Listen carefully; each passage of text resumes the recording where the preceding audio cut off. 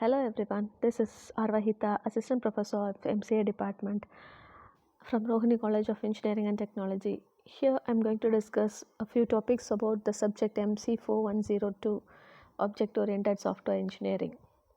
We are going to see the topic Use Case Point Method and Class Point Method from Unit 5. The use case points is a software estimation technique used to measure the software size with use cases. The concept of UCP is similar to the FPs.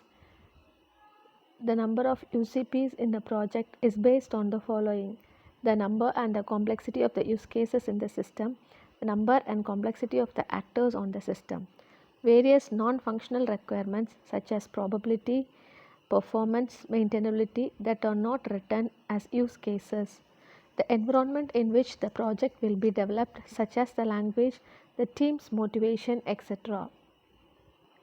Estimation with UCPs requires all the use cases to be written with a goal and at approximately the same level, giving the same amount of detail. Hence, before estimation, the project team should ensure that it has been written the use cases with defined goals and at detail level. Use case is normally completed within a single session, and after the goal is achieved, the user may go on to some other activity. History of use case points. The use case point estimation method was introduced by Gustav Karner in 1993. The work was later licensed by the Rational Software that merged into IBM. Use case points counting process. This has the following steps, that is, first calculate unadjusted UCPs, adjust for technical complexity, adjust for environmental complexity, calculate the adjusted UCPs. First step, how to calculate the unadjusted use case points. You calculate the unadjusted use case points first by the following steps: determine unadjusted use case weight, determine unadjusted actor weight, calculate unadjusted use case points.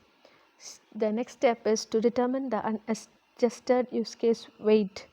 Find the number of transactions in each use case. If the use case are written with user goal levels, a transaction is equivalent to the step in the use case. Find the number of transactions by counting the steps in the use case. Then classify each use case as simple, average, or complex based on classify each use case as simple, average, or complex based on the number of transactions in the use case. Also assign the use case weight as shown in the following table. So the use case complexity, number of transactions, use case weight is given as simple, which will be less than or equal to 35, and average 4 to 710, and complex is greater than 715. Repeat for each use case and get all the use case weights. Unadjusted use case weight is the sum of all the use case weights. Find the unadjusted use case weight, that you shortly call it as UUCW, using the following table. Determine the unadjusted actor weight. An actor is a use case, might be a person, another program, etc. Some actors, such as a system with a defined API, have very simple needs and increase the complexity of the use case only slightly. Some actors, such as a system interacting through a protocol, has more needs and increase the complexity of the use case to a certain extent. The other actors, such as user interacting through the GUI, have a significant impact on the complexity of a use case. Based on these differences, you can classify the actors as simple, average, and complex.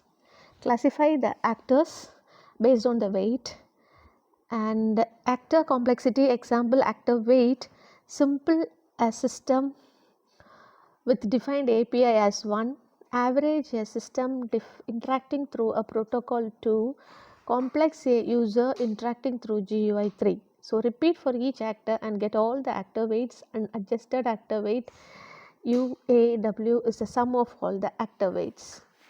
Now let us see about the advantages and disadvantages of the use case points. First, advantages of use case points. The use case points are based on use cases and can be measured very early in the project life cycle. The use case points, that is the size estimate, will be independent of the size, skill, and experience of the team that implements the project. The use case points based estimates are found to be close to actuals when estimation is performed by the experienced people. UCP is easy to use and does not call for the additional analysis. The use cases are being used vastly as a method of choice to describe the requirements. In such cases, UCP is the best suitable estimation technique.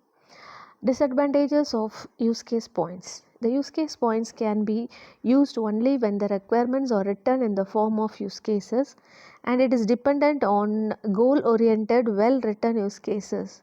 If the use cases are not well or uniformly structured, the resulting UCP may not be accurate.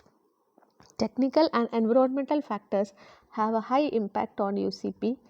Care needs to be taken while assigning the values to the technical and environmental factors.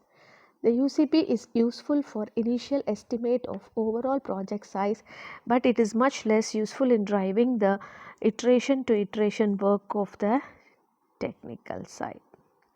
Thank you.